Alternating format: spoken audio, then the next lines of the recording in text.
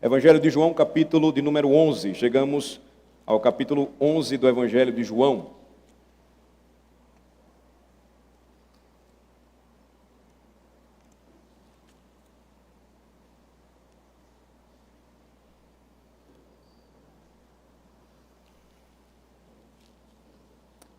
Nós vamos ler inicialmente os versículos de 1 a 10 apenas.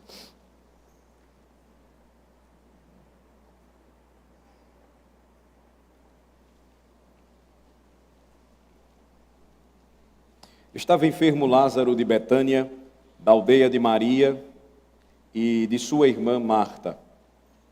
Esta Maria, cujo irmão Lázaro estava enfermo, era a mesma que ungiu com bálsamo o Senhor e lhe enxugou os pés com os seus cabelos. Mandaram, pois, as irmãs de Lázaro dizer a Jesus: Senhor, está enfermo aquele a quem amas. Ao receber a notícia, disse Jesus: esta enfermidade não é para a morte, e sim para a glória de Deus, a fim de que o Filho de Deus seja por ela glorificado. Ora, amava Jesus a Marta e a sua irmã e a Lázaro. Quando, pois, soube que Lázaro estava doente, ainda se demorou 2 dias no lugar onde estava. Depois disse aos seus discípulos: vamos outra vez para a Judéia. Disseram-lhe os discípulos: Mestre, ainda agora os judeus procuravam apedrejar-te, e voltas para lá? Respondeu Jesus: não são 12 as horas do dia? Se alguém andar de dia, não tropeça, porque vê a luz deste mundo. Mas se andar de noite, tropeça, porque nele não há luz. Até aqui a leitura do capítulo 11 do Evangelho de João. O que é que nós temos aqui nestes primeiros versículos, 10 primeiros versículos do capítulo 11 de João? Versículos 1 e 2, você tem a informação de que Lázaro e suas irmãs eram conhecidos do Senhor Jesus. Maria, pelo menos no versículo 2, foi a mesma que ungiu os pés do Senhor com bálsamo, enxugando-os com os cabelos. E ela era irmã de Marta e também de Lázaro. Você tem no versículo 3, então, o apelo que as irmãs de Lázaro fazem ao Senhor, lembrando que o Senhor Jesus tinha um relacionamento muito próximo com eles. Aquele a quem ele amava, um grande amigo dele, estava agora enfermo. Elas mandam um recado para Jesus.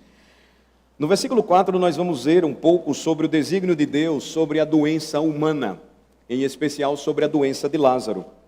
A demora, nos versículos 5 e 6, nós vamos denominá-la de a demora do amor. Jesus, ele vai fazer isso com um propósito. Verso 7, Cristo vai provar os seus discípulos e testá-los nesse acontecimento, quando ele decide novamente ir para a Judéia, e eles então vão titubear, no versículo 8, perguntando: mas o Senhor vai voltar justamente para o lugar onde estavam querendo te matar, jogando pedras no Senhor. E aí, versículos 9 e 10, Jesus vai tranquilizar os discípulos, mostrando que ele é o Senhor da providência. Mais uma vez, nada iria acontecer com Jesus se ele não quisesse que acontecesse. Nada, ninguém iria contra ele se ele não permitisse que isso ocorresse. Então, mais uma vez, você tem essa informação. Mas antes de abordar os detalhes da passagem que nós temos hoje diante de nós, eu gostaria de dizer algumas palavras a respeito do desígnio e caráter principais dos capítulos 11 e 12 do Evangelho de João. São os capítulos que nós vamos ter aí que tratar daqui em diante, de agora em diante. Nos capítulos que nós já vimos, os anteriores, o que foi que nós testemunhamos em nossa jornada aqui, juntos, estudando o Evangelho de João? Nós testemunhamos uma crescente inimizade dos inimigos de Jesus contra ele. E onde culminará essa inimizade? Esse é o ponto importante. Essa inimizade que se tornou crescente, culminaria na crucificação. Eles queriam matar Jesus. Eles queriam crucificá-lo. Na verdade, eles queriam matá-lo de alguma maneira. Eles tentaram por diversas vezes, tentando jogar pedra sobre ele, tentando agarrá-lo para prendê-lo. Mas, como eu disse, não era chegada a hora e eles não conseguiriam fazer isso se Jesus não autorizasse que o fizessem. Então, Tudo isso vai nos mostrar onde o propósito de Deus em entregar o seu filho para dar a sua vida por seu povo chegaria. Então você tem nos capítulos anteriores essa inimizade, ela vai crescendo, ela vai se avolumando, e qual é a sua culminância? A crucificação do Senhor. Mas antes que Deus sofresse, vendo o seu filho amado ser entregue à morte, ele vai dar um testemunho muito abençoado, e eu diria inconfundível, da glória de Cristo. Nós vamos ver, por meio do Evangelho de João, e isso é importante, que nenhum poder de Satanás pôde impedir a manifestação da pessoa de Cristo.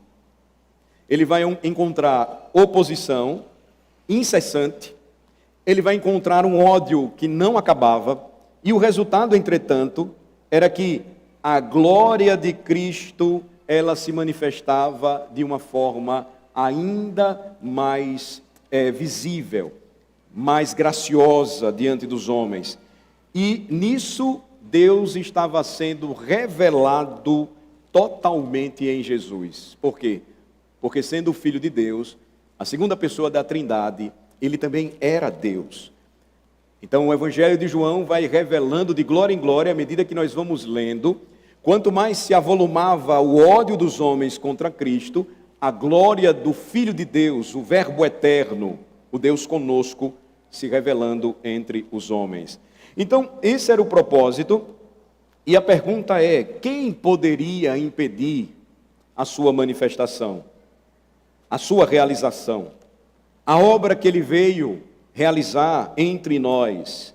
Como diz o Salmo de número 2, por que os pagãos se enfurecem e os povos imaginam coisas vãs? O ódio do homem contra Cristo serviu apenas como uma ocasião para a manifestação da sua glória eterna. Então aqui no capítulo 11, o Filho de Deus é glorificado, e a glória de Deus respondendo à rejeição, a pessoa de Cristo, nós vamos perceber ou vamos notar nos capítulos anteriores. Agora, novamente, no capítulo 11, é confrontada com uma glória eterna, uma glória muito maior do que qualquer reação dos homens contra o Filho de Deus. Então, de fato, irmãos, isso é impressionante. Por que razão? Porque os capítulos anteriores nos mostram uma rejeição sofrida por Jesus Cristo de forma tripla. Como assim? No versículo 16, o que é que nós lemos? Que os judeus, eles perseguiam a Jesus porque eles queriam matá-lo. Isso a gente viu nos capítulos anteriores, na verdade. No capítulo de número 8 nós vimos isso. O Senhor, ele vai sendo perseguido, ele vai sofrendo rejeição. Os homens querem matá-lo, eles querem tirar a vida dele. Mas agora o que é que nós temos diante de nós? Jesus está prestes a transformar a morte em vida por meio da ressurreição de Lázaro. Nos capítulos anteriores, os judeus tentam de toda maneira organizar uma maneira ou uma forma de tirar a vida de Jesus.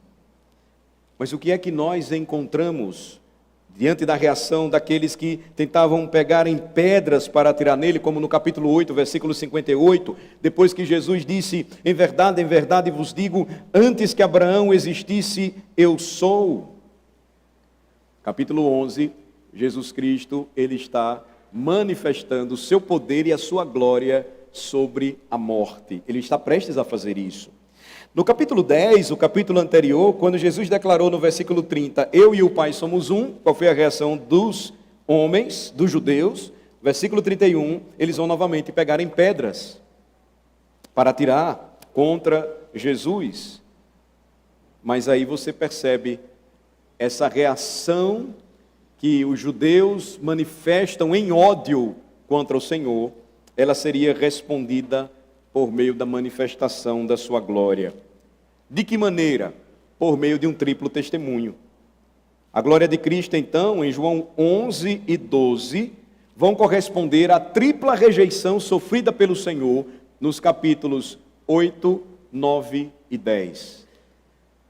Os capítulos 11 e 12, então, apresentam essa resposta, ou seja, a rejeição dos judeus contra o Filho de Deus, o desejo de matá-lo seria respondido por meio da manifestação gloriosa de Jesus, trazendo vida àquele que estava morto. Em João 10, 31, a divindade absoluta do Senhor Jesus, ela foi rejeitada. Aqui, no capítulo 11, sua glória, então, vai brilhar abundantemente quando ele ressuscita Lázaro dos mortos. Em João 8, ele foi declarado ele foi rejeitado, melhor, porque declarou que antes que Abraão existisse, ele era o eterno Filho de Deus, o grande eu sou. Aí quando você vai para o capítulo 12, nós vamos encontrar Jesus em sua plena glória como Messias, entrando em Jerusalém e sendo saudado como rei de Israel. Capítulo 12, a partir do versículo 12, você vai verificar isso. Em João 5, o Filho do Homem, então, ele agora vai se manifestar de forma mais plena, a partir do capítulo 11, como disse na sequência, capítulo 12. Quando você chega no capítulo 12, Jesus vai dizer assim, quando os gentios estão buscando o Senhor, a partir do versículo 23, é chegada a hora em que o Filho do Homem há de ser glorificado. O Filho do Homem há de ser glorificado. Então, o homem se manifesta completamente, a luz brilha sobre as trevas, mas as trevas não compreendem a luz. É o que Jesus fala quando se apresentou como a luz do mundo. A profunda culpa dos homens estava sendo revelada porque eles recusaram aquele que foi enviado do Pai e sua morte em transgressões e pecados revelou algo terrível, a ausência da menor resposta à palavra eterna que estava habitando entre eles, no meio deles, Jesus Cristo. Jesus já estava prestes a encerrar o seu ministério público estava quase se completando, mas antes que ele fosse até a cruz, o Senhor ainda daria mais um testemunho, eu diria um testemunho final, a respeito da glória do seu amado Filho. Então nós vamos percebendo isso, irmãos, e notando o seguinte, que quanto mais os homens enxergavam a luz, eles se escondiam em meio às trevas. Quanto mais a luz brilhava entre eles, eles então odiavam o brilho da luz e eles queriam então sufocá-la. Mas a verdade é que eles nunca conseguiriam fazer isso. E o fato de que Cristo ressuscitaria mortos antes da sua ressurreição, novamente aqui é um ponto culminante de toda a sua obra. Por exemplo, Marcos vai registrar em seu evangelho a ressurreição da filha de Jairo, mas ela tinha acabado de morrer. Lucas narra sobre a ressurreição do filho da viúva de Naim, mas ele não havia sido sepultado. Mas o que é que nós vamos ver aqui no capítulo 11, no caso de Lázaro? Lázaro não apenas havia morrido, mas havia sido também colocado no sepulcro, e o seu corpo começava já a ser consumido pela corrupção da sua própria carne. O seu corpo já estava apodrecendo quando Jesus Cristo vai até o seu encontro e o ressuscita dos mortos. Supremamente verdadeiro era o justo, como escreveu Lucas em Atos capítulo 3, que seu caminho era como a luz brilhante, ou a luz da aurora, conforme Provérbios 4, que brilharia mais e mais até ser dia perfeito. Aqui, irmãos, introdutoriamente, nós temos uma lição preciosa para a nossa fé. Não obstante a condição do coração humano, não obstante a sua rejeição em pecados à verdade do Evangelho que diz que Cristo Jesus é Deus, não obstante o ódio diante do brilho da luz, porque a humanidade ela jaz em trevas, nada disso pode sufocar a beleza e a glória do Filho de Deus, o poder e a majestade daquele que é Senhor de tudo e de todos. É por essa razão que o Evangelho ainda continua a alcançar vidas, a transformá-las e a chamar as ovelhas de Cristo para o seu aprisco. Vamos então, capítulo 11, versículo de número 1, comecemos a ver aqui e a olhar precisamente para o texto. Estava enfermo Lázaro de Betânia, da aldeia de Maria e de sua irmã Marta. Versículo 1, você tem o objeto do poder da ressurreição de nosso Senhor, primeiramente sendo apresentado para o leitor, ou seja, para chamar a nossa atenção. Seu nome, Lázaro. Imediatamente nossas mentes retornam a Lucas 16, onde outro Lázaro é visto. Não sei se vocês lembram disso, mas examinando Lucas 16, vocês vão encontrar um outro Lázaro. Mas notem aqui o quão impressionante é o contraste, um contraste evidentemente projetado pelo Espírito Santo para nós. Há apenas 2 Lázaros mencionados no Novo Testamento. 2 homens no Novo Testamento que carregam esse nome. E aqui novamente você precisa fazer um exercício de interpretação que nós chamamos de lei da comparação e do contraste. Isso nos ajuda a entender aqui a passagem. Por quê? O Lázaro de Lucas 16 era um mendigo. Vocês lembram dele? Aquele que mendigava à porta de um homem rico. Ele desejava comer as migalhas dele. Os cães lambiam as feridas de seu corpo. Tamanha a sua decadência, fragilidade. E o que tudo indica, o Lázaro do capítulo 11 do Evangelho de João, diferentemente, era um homem de posses. Se você observar o capítulo 12, veja aí comigo, por favor. Observem os versículos de 1 a 3. Há um indicativo aqui de que o Lázaro de João 11 era um homem rico. 6 dias antes da Páscoa, foi Jesus para Betânia, onde estava Lázaro, a quem ele ressuscitara dentre os mortos.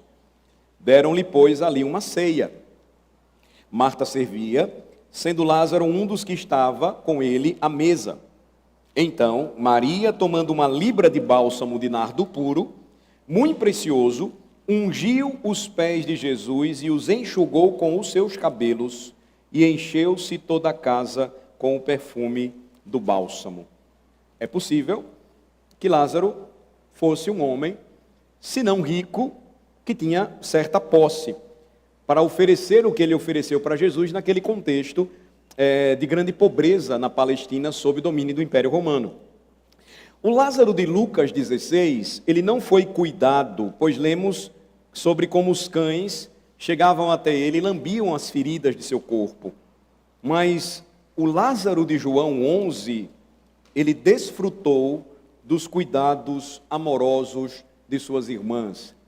Ele possuía 2 irmãs, Marta e Maria, que cuidavam muito bem dele. O Lázaro de Lucas 16 dependia das migalhas que caíam da mesa de um homem rico. Enquanto em João 12, após a sua ressurreição, como eu mostrei para vocês, o Lázaro do capítulo 11 coloca uma mesa, uma ceia para Jesus se alimentar. Então havia uma mesa onde Jesus estava. Em Lucas 16, o Lázaro registrado lá, ele morre e ele permanece no túmulo. Em João 11, o Lázaro que foi para o túmulo foi trazido por Jesus novamente dos mortos. Notem, irmãos, que o Espírito Santo, então, ele teve o cuidado de identificar o Lázaro do capítulo 11 como pertencente a Betânia. Uma palavra que parece ter um duplo significado. Betânia ou Betania, na língua grega, tanto pode significar a casa dos figos, como a casa da aflição. Era a cidade, ou precisamente a vila, onde Maria e Marta moravam.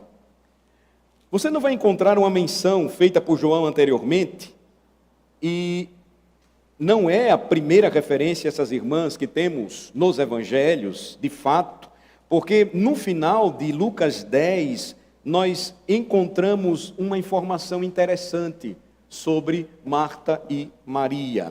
Vamos para Lucas capítulo 10 e vamos fazer uma conferência aqui importante. Lá no final do capítulo 10, veja o versículo 38 comigo. Você vai notar que, evidentemente, Marta era a irmã mais velha, porque é ela quem recebe Jesus em sua casa. Então, essa era sempre uma atitude daquele que era mais velho, e isto é muito abençoado. E havia muitos poucos lares que abriam suas portas para o Senhor Jesus. Esse é um detalhe também. Jesus vai dizer que ele não tinha nem onde reclinar a cabeça durante o seu ministério. Quando alguns decidem segui-lo, ele vai dizer assim: o Filho do Homem não tem onde reclinar a cabeça, enquanto as raposas têm os seus covis. Vocês querem mesmo me seguir? Em outras palavras, Jesus falou para aqueles homens. Então, Marta recebe Jesus em sua casa, diz o versículo 38. Indo eles de caminho, entrou Jesus num povoado, e certa mulher chamada Marta hospedou na sua casa.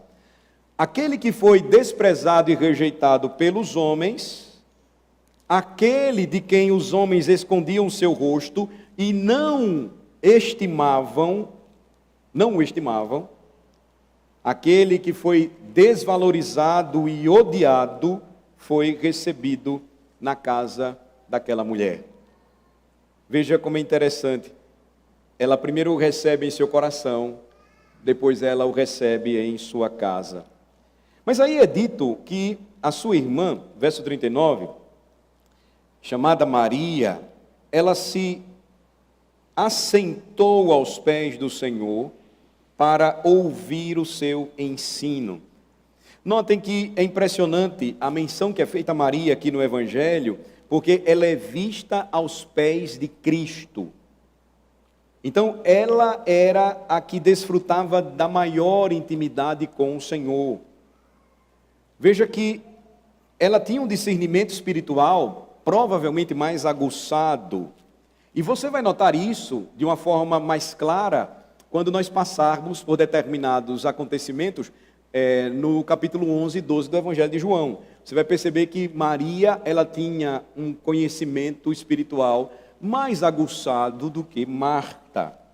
Em seguida, o que é que o capítulo 10 de Lucas nos informa? Verso 40, observem. Marta agitava-se de um lado para outro, ocupada em muitos serviços. Então se aproximou de Jesus e disse: Senhor, não te importas de que minha irmã tenha deixado que eu fique a servir sozinha? Ordena-lhe, pois, que venha ajudar-me. A palavra ocupada aqui é sobrecarregada. Então, ela estava sobrecarregada com seu muito serviço. E, infelizmente, o que nos ensina a passagem é quantos há ainda hoje como Marta no meio do povo do Senhor. Quantos ainda agem como ela? E o que isso nos lembra ou o que isso nos diz?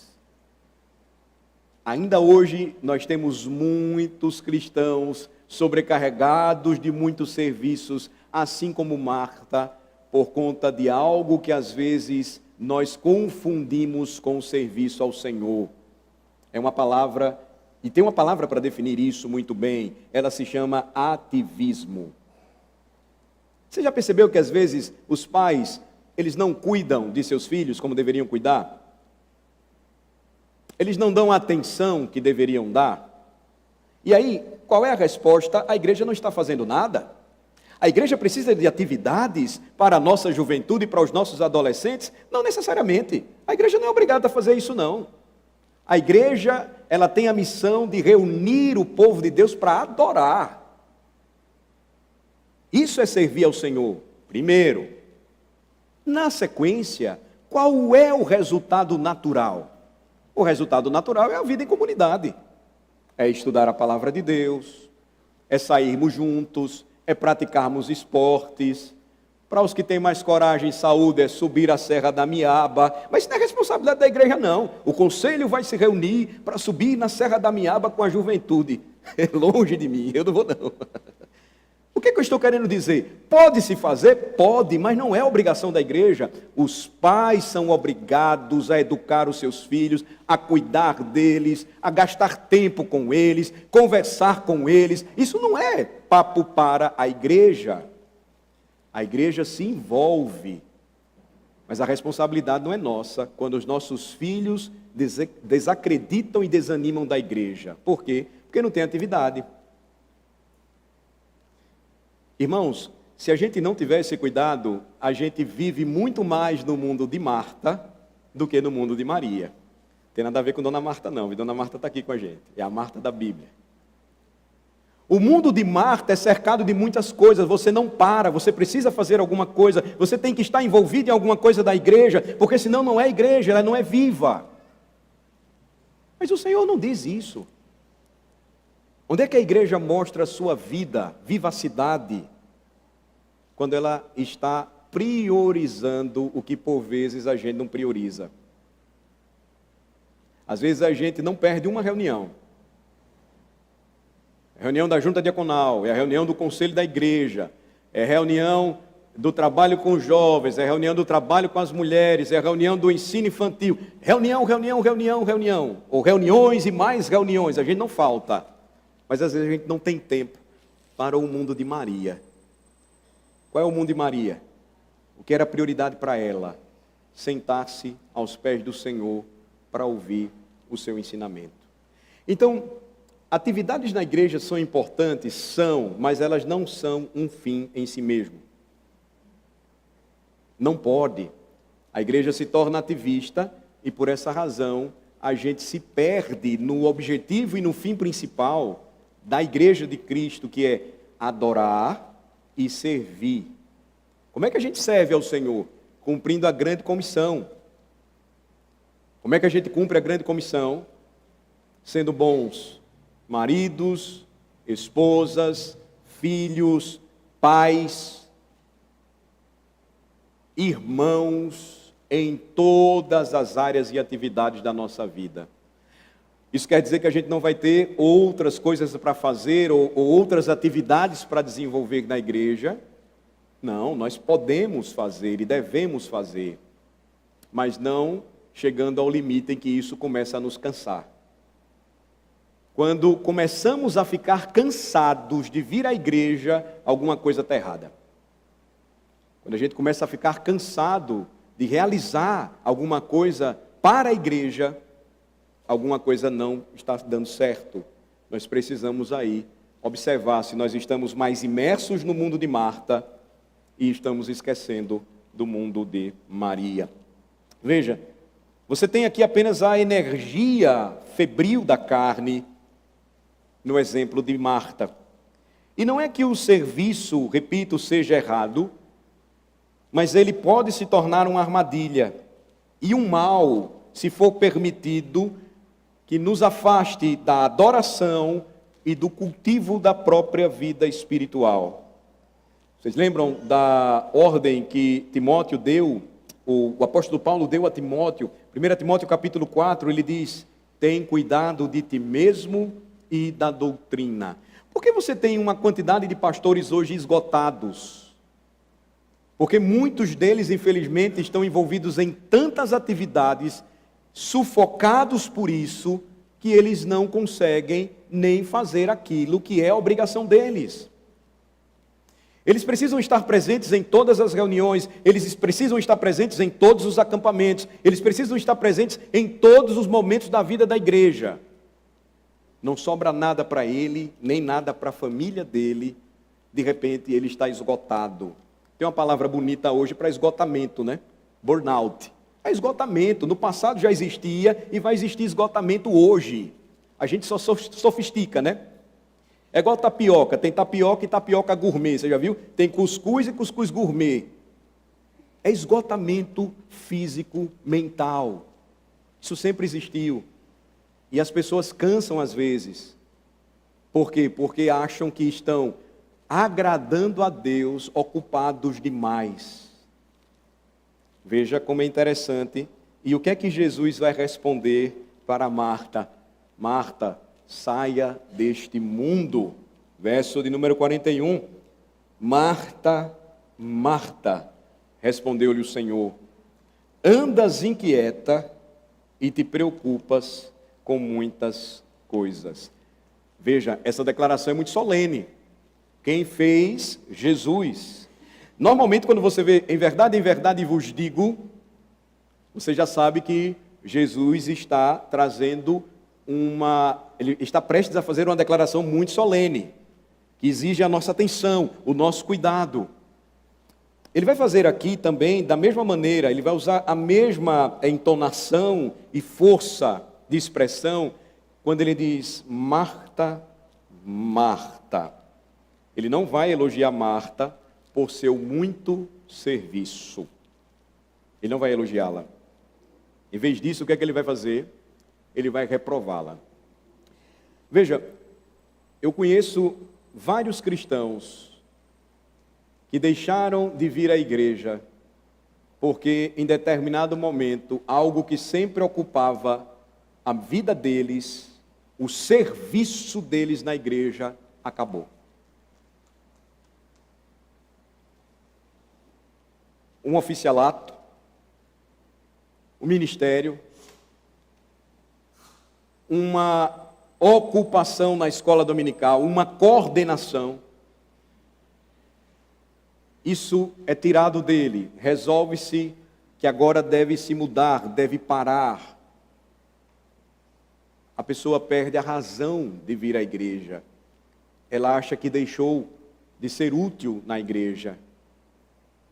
Olha o que o Senhor Jesus falou para Marta. Ele não a elogiou pela sobrecarga. Em vez disso, ele vai reprová-la. O que é que ele vai dizer para ela? No verso 41, que ela estava distraída e preocupada, porque tinha dado atenção a muitas coisas. Outro problema que existe em muitas igrejas, contrata-se um pastor e acredita-se que no pacote de contratação tem um bônus. A esposa também, ela vem junto. E aí começa a se cobrar da esposa do pastor como se o serviço ou a obrigação dele fosse dela. Mas ela é apenas a esposa do pastor. Ela é uma crente no meio dos outros crentes. E muitos ministérios fracassam, muitos pastores desanimam, mudam de igreja, porque o ativismo está presente em muitas igrejas de Cristo. Veja, o Senhor está dizendo que ela estava tentando fazer mais do que Deus havia chamado para fazer. Esse é o ponto. O que Jesus está dizendo é, Marta, você está tentando executar serviços além daquilo que Deus espera que você faça. Marta sentiu que sua carga era pesada demais para levar sozinha e por isso ela pediu socorro. E veja que o sinal seguro foi este, de que ela havia corrido sem ser enviada. Ela trouxe tudo isso para si, mas a pergunta é, quem mandou ela fazer tudo isso? Quando qualquer crente se sente como Marta, está se sentindo aqui, ele pode detectar que está comprometido a fazer mais do que Deus o designou para fazer. Então, tenhamos cuidado. Tenhamos cuidado. Se você começa a faltar às principais reuniões da igreja, porque você está muito ocupado com outros serviços que Deus não mandou você fazer, cuidado. Porque você vai perder o melhor Não é o que Jesus vai dizer? Verso 42. Entretanto, pouco é necessário, ou mesmo uma só coisa. Maria, pois, escolheu a boa parte, a melhor parte, e esta não lhe será tirada. Embora o Senhor tenha reprovado Marta, ele elogiou Maria. Ele vai dizer que a única coisa necessária é aquela boa parte que Maria havia escolhido e que é receber de Cristo. Receber de Cristo. Maria sentou-se a seus pés e ouviu sua palavra. Maria estava consciente de sua profunda necessidade e veio a ele para ser ministrada. E mais tarde veremos como ela ministrou a Cristo e ministrou de modo a receber sua calorosa instrução. Mas a grande lição aqui, irmãos, é que primeiro devemos ser ministrados antes de sermos qualificados para ministrar aos outros. O vaso deve ser cheio antes que possa transbordar. A diferença entre Marta e Maria é esta: uma serviu a Cristo, a outra recebeu dele. E desta última ele declarou que ela escolheu a melhor parte e que esta melhor parte não lhe seria tirada. Então aqui você tem um exame breve de Lucas 10, mas as informações que temos aqui vão nos ajudar a entender no capítulo 11 do Evangelho de João sobre o caráter das duas irmãs de Lázaro. Você vai analisar o capítulo 11 com uma perspectiva melhor. Vamos voltar para lá. Quando você chega no versículo 2, então, o que é que você vai encontrar? Versículo agora de número 2, de João 11. Esta Maria, cujo irmão Lázaro estava enfermo, era a mesma que ungiu com bálsamo o Senhor e lhe enxugou os pés com seus cabelos. Isso explica porque Maria é mencionada primeiro no versículo de número 2, ou no versículo anterior, melhor falando. É a única vez que ela é mencionada. Veja de novo o versículo 1, olha. Estava enfermo Lázaro de Betânia, da aldeia de Maria e de sua irmã Marta. Marta era mais velha. Pela lógica, ela deveria ter sido a primeira informada por João. Mas aí você percebe por que o Espírito registrou dessa maneira. Veja que você vai ter uma variedade de comentários ou de observações sobre isto, mas a razão aqui ela é muito clara. O Evangelho de João foi escrito anos depois dos 3 primeiros evangelhos. E uma evidência disso é fornecida nos versículos que temos diante de nós. Porque o versículo de abertura do capítulo 11 supõe claramente que o leitor já estava familiarizado com o conteúdo de Mateus, Marcos e Lucas. Já conhecia a história dessa família amada de Jesus, a família de Lázaro, suas irmãs, Marta e Maria. Betânia era a cidade de Maria e sua irmã Marta. A gente já viu isso em Lucas 10. Mas além disso, tanto Mateus como Marcos registram como Maria havia ungido o Senhor com o seu bálsamo, que era muito caro, foi um unguento muito caro, na casa de Simão o leproso, que também residia em Betânia. Então, o fato é que o nome aqui não é dado, nem por Mateus, nem por Marcos, o seu nome não é dado, mas é muito claro que seu nome deve ter sido conhecido, eu me refiro a Maria, pois de que outra forma a palavra do Senhor poderia ter sido cumprida. Em verdade vos digo que onde quer que este evangelho for pregado em todo o mundo, também o que ela fez será contado para a memória sua. Vocês lembram disso? Vamos lá para Marcos 14, por favor. Marcos capítulo 14. Bem interessante aqui, no episódio em que você tem esse registro.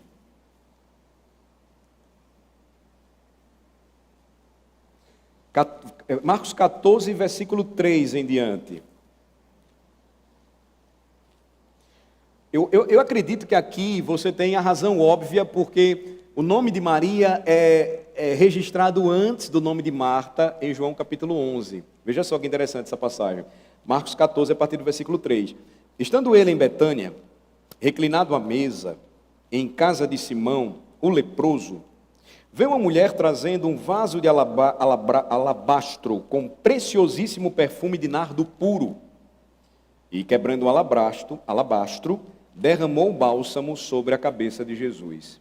Indignaram-se alguns entre si e diziam: para que este desperdício de bálsamo? Porque este perfume poderia ser vendido por mais de 300 denários e dar-se aos pobres. E murmuravam contra ela. Notem, era um perfume caríssimo. E ela vai usá-lo sobre o Senhor. Mas Jesus disse, versículo 6, deixai-a, por que a molestais? Ela praticou boa ação para comigo, porque os pobres sempre os tendes convosco, e quando quiserdes, podeis fazer-lhes bem, mas a mim nem sempre me tendes. Ela fez o que pôde, antecipou-se a ungir-me para a sepultura. Notem o detalhe. E aí ele conclui no versículo 9, em verdade vos digo, onde for pregado em todo o mundo o evangelho, será também contado o que ela fez para a memória sua. É isso que explica porque Maria é mencionada primeiro em João 11, versículo 1. Quem era mais conhecida? A que estava lá sobrecarregada, ativista medonha, não parava de fazer coisas, chamada Marta, ou Maria, que preferiu sentar-se aos pés de Jesus para ouvi-lo ensinar-lhe. Aquela que o ungiu anteriormente com bálsamo e enxugou com os seus próprios cabelos os seus pés. Ela era mais conhecida. Então foi em Betânia que Lázaro viveu com suas irmãs. Betânia era apenas uma vila, mas havia sido marcada nos conselhos eternos de Deus como lugar que testemunharia a maior e mais pública atestação milagrosa da divindade de Cristo, a ressurreição de Lázaro. E notem, que seja notado que a presença dos filhos eleitos de Deus é a única coisa que torna cidades e países famosos aos olhos de Deus. A vila de Marta e Maria é notada, enquanto Tebas e Mênfis não são nomeadas no Novo Testamento. O que importa mais para o Senhor? Mênfis e Tebas eram grandes cidades egípcias, registradas nos livros de história, até hoje, dos homens. Mas a cidade ou a vila de Betânia era mais importante para o Senhor e por isso foi registrada, porque nela residia os eleitos de Deus. Aqui, irmãos, nós aprendemos algo interessante. O bispo Ryle disse certa vez, uma cabana onde há graça é mais agradável aos olhos de Deus do que um palácio onde não há nenhuma graça. Uma cabana onde a graça é mais agradável aos olhos de Deus do que um palácio onde não há nenhuma graça.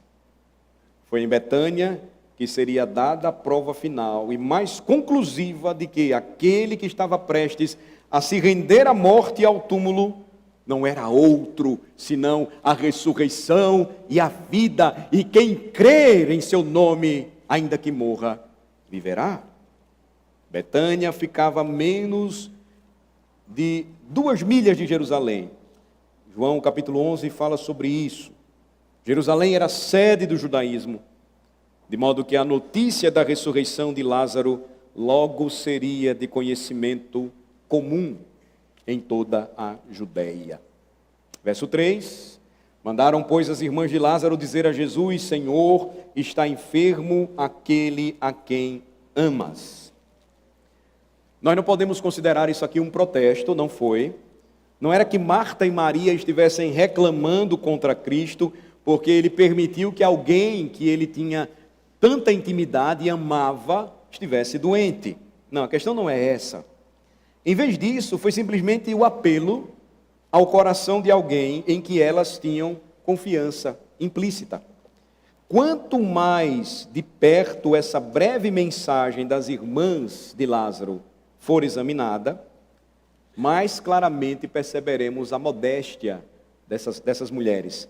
Então, elas não vão prescrever a Cristo o que ele deveria fazer no caso de seu irmão enfermo, mas elas simplesmente vão informar a condição desesperadora da sua alma, de seu corpo. Ele estava muito doente. Elas não pediram que Jesus se apressasse imediatamente para Betânia, nem pediram que curasse seu irmão, dando uma palavra à distância, como uma vez ele havia feito restaurando a saúde do filho daquele homem nobre, em João 4. Elas deixaram Jesus decidir o que ele deveria fazer. E o que é que elas dizem? Qual é o recado delas? Senhor, está enfermo aquele a quem amas. Veja, cada palavra nesta mensagem que elas enviam para Jesus é digna de uma consideração separada. Pois é uma mensagem tocante. Está enfermo aquele a quem amas, meu Senhor. Senhor era a linguagem dos crentes, pois nenhum incrédulo jamais se dirigiu ao rejeitado e desprezado homem de Nazaré dessa maneira. Quando Jesus terminou o Sermão do Monte, Lucas registra, Marcos e Mateus, que quando Jesus desce o monte, um homem coberto de lepra é o primeiro a ir ao encontro do Senhor. E como é que ele se dirige a Jesus? Senhor, se quiseres, podes purificar-me. Então, esse era um termo apenas usado pelo crente, quando se dirigia a Jesus, porque os homens não o viam assim. Senhor também era o reconhecimento de sua divindade, de sua autoridade, e expressava profunda humildade daqueles agora que criam no Filho de Deus. Então, é uma palavra que nos chama a atenção, porque ela vai focar o interesse na autoridade de Jesus e vai também expressar a seriedade da mensagem. Ela continua e diz, aquele a quem amas. Notem, elas não vão dizer, aquele que te ama, Senhor, está doente, mas aquele que o Senhor ama está doente. E aqui você percebe algo também interessante, porque o amor insondável de Cristo por nós, e não o nosso amor fraco por Ele, é o que sempre precisamos para manter firmemente a Cristo diante dos nossos corações. Se dependêssemos do nosso amor por Cristo, nós não estaríamos aqui, mas é porque Ele nos ama que nós então o amamos. O nosso amor, ele varia. O amor de Cristo não conhece mudanças. E aqui é realmente impressionante perceber a maneira como as irmãs de Lázaro se referem a Cristo, ou se dirigem a Cristo se referindo a Lázaro. Aquele a quem amas está enfermo. Observem, irmãos, elas não vão culpar Jesus, elas não vão dizer o nosso irmão, o teu discípulo, mas aquele a quem o Senhor ama está doente. Elas sabiam que nada é tão rápido no discernimento quanto o amor. Daí o apelo delas à onisciência de Cristo.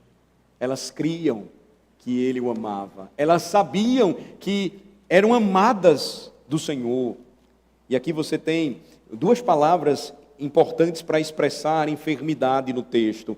Uma se refere à doença em si, a outra palavra se refere aos efeitos da doença. Fraqueza, exaustão, abatimento.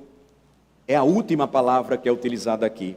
Ou seja, Senhor está exausto, está abatido. Há uma outra palavra, ela era compreensível na cultura grega, não tanto na nossa. Está afundando aquele a quem amas, ou seja, ele está tão doente que ele está se afogando. É a ideia de que no afogamento a pessoa cada vez mais perde suas forças a ponto de morrer. Jesus então ouve esta mensagem com esta com esta expressão a respeito da doença. E Marta e Maria, então, elas enviam essa mensagem, lembrando que a vida de seu irmão, ela estava em perigo, e por isso aquele a quem Jesus amava estava se afundando. O versículo aqui diante de nós nos ensina algo, irmãos, importante, nós podemos aplicar hoje. O ensino é que a doença em um crente não é, de forma alguma, incompatível com o amor do Senhor Jesus por tal pessoa. Alguns que ensinam que a doença em um crente é uma evidência segura do desagrado de Deus por ela ou por ele. Observem que o caso de Lázaro deveria silenciar para sempre tal erro. Até mesmo os amigos escolhidos de Cristo, aqueles a quem Ele ama, adoecem e morrem. Quão completamente incompetentes somos então para medir o amor de Deus por nós, por causa da nossa condição ou circunstâncias temporais da vida. Ninguém conhece o amor ou o ódio por tudo o que está diante deles, escreveu Salomão, Eclesiastes 9. Qual então é a lição prática para nós diante de tudo isso? Certamente esta que Paulo escreveu aos Coríntios: portanto, não julgueis nada antes do tempo. Não julgueis nada antes do tempo. O Senhor ama os crentes tão verdadeiramente quando estão doentes, quanto quando estão bem. Ele nunca vai deixar de nos amar. Não importa a nossa condição, o seu amor é maior do que tudo. Por isso, Marta e Maria se dirigiram ao Senhor através desta mensagem: aquele a quem o Senhor ama. É uma bênção também observar como Marta e Maria agiram na hora de sua necessidade. O que foi que elas fizeram? Elas buscaram a Cristo e desabafaram seus corações para Ele. A pergunta é: nós sempre fazemos isso? Nós sempre agimos assim como elas? Mesmo lembrando e ouvindo dominicalmente Salmo 46, Deus é o nosso refúgio e fortaleza, socorro bem presente na tribulação.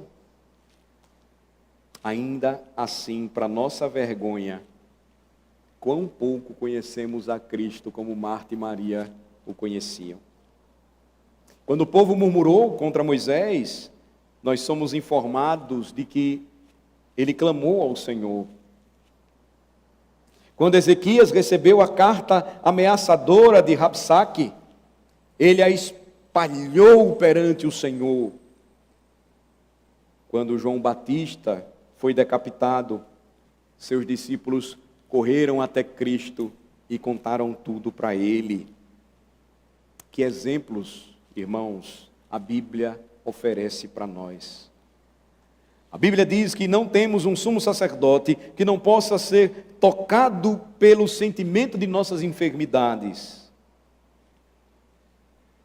A Bíblia diz que ele é cheio de compaixão, pois quando estava na terra, ele também era familiarizado com a nossa dor.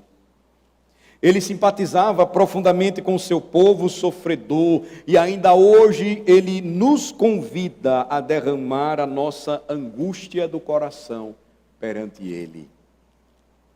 Veja que prova abençoada disso nós vamos encontrar em João capítulo 20. Vejam comigo, por favor, João capítulo 20.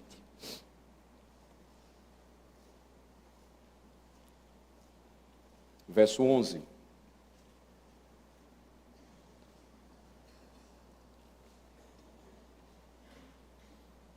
Maria, entretanto, permanecia junto à entrada do túmulo chorando.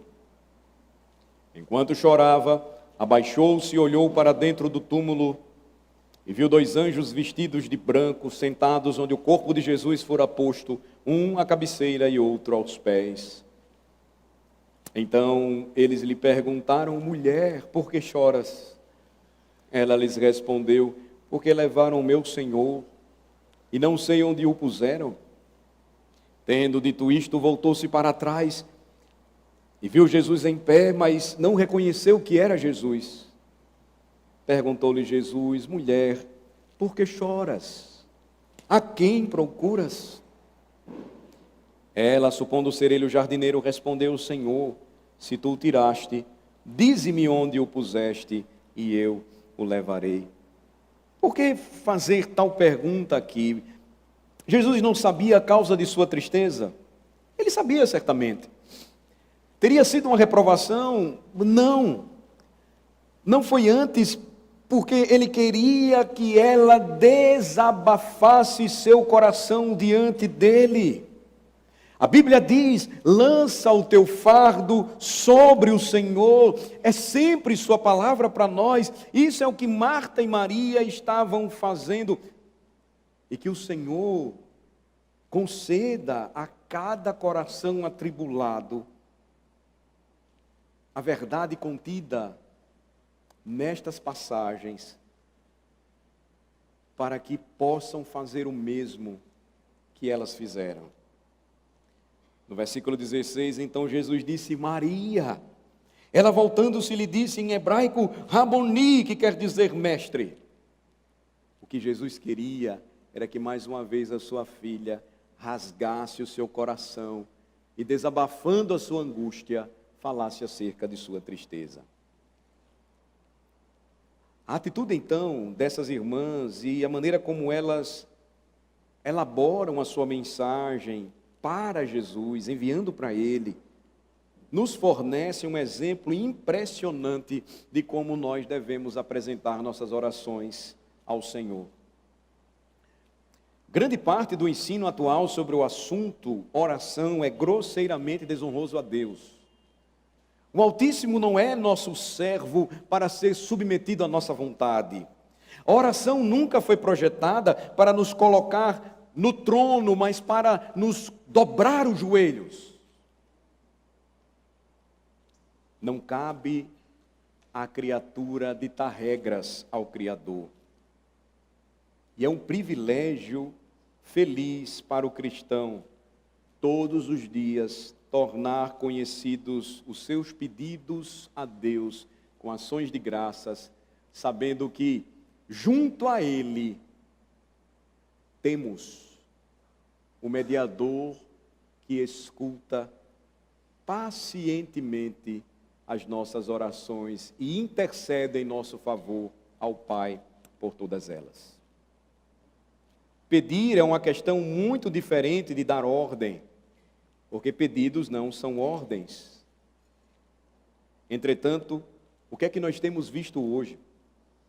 Nós ouvimos homens e mulheres falarem com Deus não apenas como se fossem seus iguais, mas como se tivessem o direito de dar ordens a Ele, decretando, exigindo e dizendo que não aceitam determinadas coisas. Chegar ao trono da graça com ousadia, segundo a Bíblia, não significa ímpia imprudência.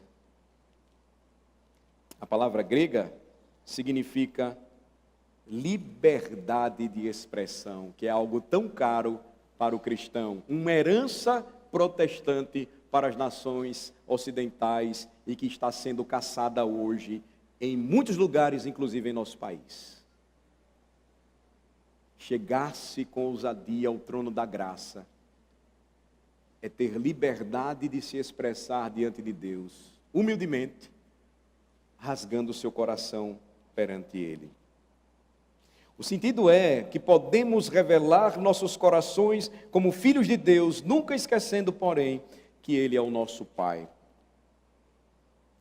As irmãs de Lázaro familiarizaram o Senhor com a condição desesperadora de seu irmão. As irmãs de Lázaro apelaram ao seu amor e então deixaram o caso nas mãos do Redentor para ser tratado como ele achasse melhor. Elas não eram tão irreverentes a ponto de dizer a ele o que fazer. E nisto, elas nos deixaram uma maravilhosa instrução. Toda alma que ora tem um exemplo digno do que deve fazer, de como se apresentar diante do Senhor. Entrega o teu caminho ao Senhor, Salmo 37, confia nele e o mais ele fará. Essa é a nossa responsabilidade. Confiar nele, entregar a ele o nosso caminho, esse é o nosso feliz privilégio. Confia também nele, diz o Senhor, não ditando a ele o que fazer, não exigindo dele o que queremos que ele faça. Nós não podemos reivindicar nada a Deus, mas a graça não pode ser reivindicada, porque tudo é de graça. Veja como é incoerente falar isso, enquanto nós aprendemos que não somos nada diante da grandiosidade do nosso Redentor. Entrega o teu caminho ao Senhor, confia nele e o mais ele fará, deve ser uma verdade presente em nossa mente, crendo que o Senhor fará acontecer em sua própria maneira soberana e em seu próprio tempo designado de governar todas as coisas. E muitas vezes, de fato, seus caminhos serão bem diferentes dos nossos. Ele fez acontecer para Marta e Maria, embora não no tempo e maneira que elas provavelmente esperavam.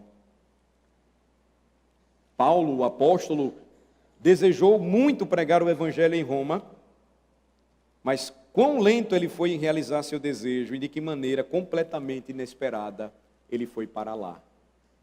Ele não foi livre pregar o evangelho em Roma, mas ele foi pregar este evangelho preso.